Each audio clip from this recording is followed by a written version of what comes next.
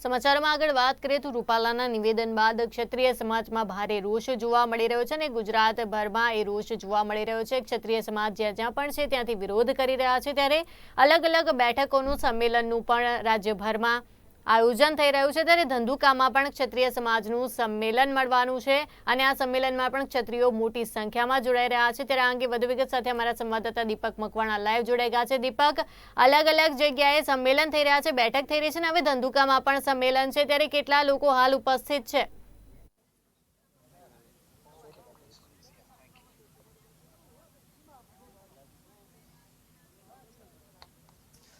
ચોક્કસથી જે રીતે જોવા મળી રહ્યું છે કે રૂપાલાના નિવેદન બાદ જો વાત કરવામાં આવે તો એક પછી એક સંમેલન, ત્યારે આજે જો વાત કરવામાં આવે તો અત્યારે જે સંમેલન છે તે જોવા મળ્યું છે, એટલે કે ધંધુકાની અંદર જે આ અસ્મિતા સંમેલન છે તે જોવા મળી રહ્યું છે। ત્યારે પ્રથમ જો દ્રશ્ય જોઈ શકાય છે કે એક સ્ટેજ બનાવવામાં આવ્યું છે। હવે ગણતરીની કલાકોની અંદર જ અહીં જો વાત કરીએ તો આમંત્રિતો તેમજ સ્વયંભૂ રીતે આ રાજપૂત અને ક્ષત્રિય સમાજના આગેવાનો છે તેમજ જે મોટી સંખ્યાની અંદર ગુજરાતભરમાંથી લોકો જે ઉપસ્થિત થશે, ત્યારે તેના આ સીધા દ્રશ્યો છે તે જોઈ શકાય છે કે હવે ધીરે ધીરે અહીં જો વાત કરવામાં આવે તો લોકો સ્વયંભૂ રીતે ઉપસ્થિત થશે। આપણી સાથે સીધા જ જે રીતે વિદ્યાર્થી નેતા છે યુવરાજસિંહ જોડાયા છે અને આપણે સીધા જ તેઓની સાથે વાત કરીશું।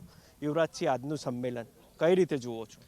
આ ક્ષત્રિય સમાજનું અસ્મિતાનું સંમેલન છે, કેમ કે જે પરસોત્તમ રૂપાલે જે વાણી વિલાસ કર્યો છે, જેને કારણે ક્ષત્રિય સમાજની જે અસ્મિતા છે, ક્ષત્રિય સમાજની જે ગરિમા છે એને લાંછન લાગ્યું છે, તેને કારણે જે સંપૂર્ણ ક્ષત્રિય સમાજ સ્વયંભૂ રીતે સ્વેચ્છાએ અહીંયા ભેગો થઈ રહ્યો છે। અને આ સંમેલન છે એ લગભગ 10,000 કરતાં વધારે અહીંયા ક્ષત્રિય સમાજના ક્ષત્રાણીઓ અને એની સાથે સાથે ક્ષત્રિય સમાજના જે યુવાનો છે એ ભેગા થઈ રહ્યા છે, કેમ કે હવે સમય આવી ગયો છે જવાબ દેવાનો। એટલે પરસોત્તમ રૂપાલા સાહેબને પણ કરારો જવાબ મળશે, કારણ કે જે લોકો જે ભાષામાં સમજે છે અમે એની ભાષામાં જવાબ આપીશું। જે લોકો વોટની ભાષામાં સમજે છે ને વોટની ભાષામાં પણ જવાબ આપવામાં આવશે, અને જે લોકો આ ખરેખર વાણી વિલાસ કરે છે, જેને અમારી ક્ષત્રિય સભ્યતા છે એની ઉપર લાંછન લાગે જે શબ્દો કીધા છે, ત્યારે આજે અમે ભેગા થઈ હજી આવેદન અને નિવેદનના રજૂઆતના માધ્યમથી અમે આગળ વધી રહ્યા હતા।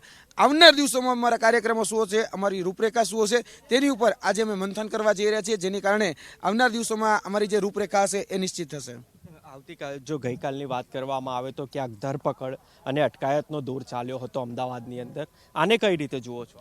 ખાસ કરીને જે રીતે કહી શકાય ક્ષત્રિય સમાજને દબાવવાનો અને ક્ષત્રિય સમાજને હેરાન પરેશાન કરવાનો જે અત્યારે કઈ સિલસિલો જે ચાલુ થયો છે, જે રીતે અટકાયતો થઈ રહી છે, તો આ માધ્યમથી હું સ્પષ્ટતા સાથે કહું છું કે જે રીતે મહિપાલસિંહ મકરાણાની અટકાયત કરવામાં આવી, એના પછી વીરભદ્રસિંહ જાડેજાની અટકાયત કરવામાં આવી અને કરણી સેનાના જે બીજા કરણી સૈનિકો હતા એની પણ અટકાયત કરવામાં આવી।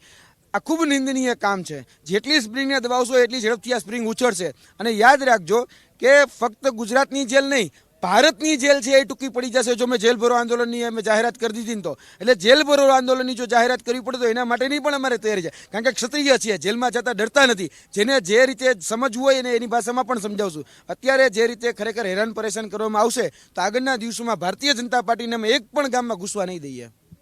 તો ચોક્કસથી જે રીતે જોવા મળી રહ્યું છે અત્યારે મોટી સંખ્યાની અંદર જો વાત કરવામાં આવે તો જે રીતે આ યુવાનો છે તે જોડાયા છે, અને હવે પછી જે વાત છે કે આ સંમેલન છે તે મળશે અને તેની પૂર્વ તૈયારીઓ જે અત્યારે હાલ જોઈ શકાય છે કે પાછળના દ્રશ્યો છે કે મોટી સંખ્યાની અંદર, એટલે કે જે રીતે યુવરાજસિંહે જણાવ્યું કે 10,000 જેટલી સંખ્યાની અંદર અહીં જો વાત કરવામાં આવે તો લોકો સ્વયંભૂ રીતે ઉમટશે। ત્યારે બીજી તરફ પણ જો વાત કરવામાં આવે તો કોઈ પણ જાતની અનિચ્છનીય બનાવ ના બને તેને લઈને પોલીસનો પણ ચાપતો બંદોબસ્ત છે તે પણ જોવા મળ્યો હતો। રોડ રસ્તાઓ ઉપર પણ બંદોબસ્ત જોવા મળ્યો હતો। ખાસ જો વાત કરવામાં આવે તો જે ધંધુકા બસ સ્ટોપ છે ત્યાં પણ પોલીસનો બંદોબસ્ત છે તે જોવા મળ્યો હતો, અને જે આ સંમેલન સભા સ્થળ છે ત્યાં પણ પોલીસનો બંદોબસ્ત છે તે જોવા મળ્યો છે। અત્યારે હાલ આ ખાલી ખુરશીના દ્રશ્યો છે તે જોવા મળી રહ્યા છે, પરંતુ ધીરે ધીરે લોકો સ્વયંભૂ રીતે છે તે ઉમટી રહ્યા છે અને તેના આ સીધા દ્રશ્યો છે તે જોઈ શકાય છે કે મોટી સંખ્યાની અંદર એક પછી એક આ ક્ષત્રિય યુવાનો છે કે તે પોતે પહોંચી રહ્યા છે। આ સંમેલન છે કે જેની અંદર લોકો ઉપસ્થિત થશે અને ત્યારબાદ જે આગામી સમયની અંદર જે કાર્યક્રમો છે તેની પણ ક્યાંક જાહેરાત છે તે થશે।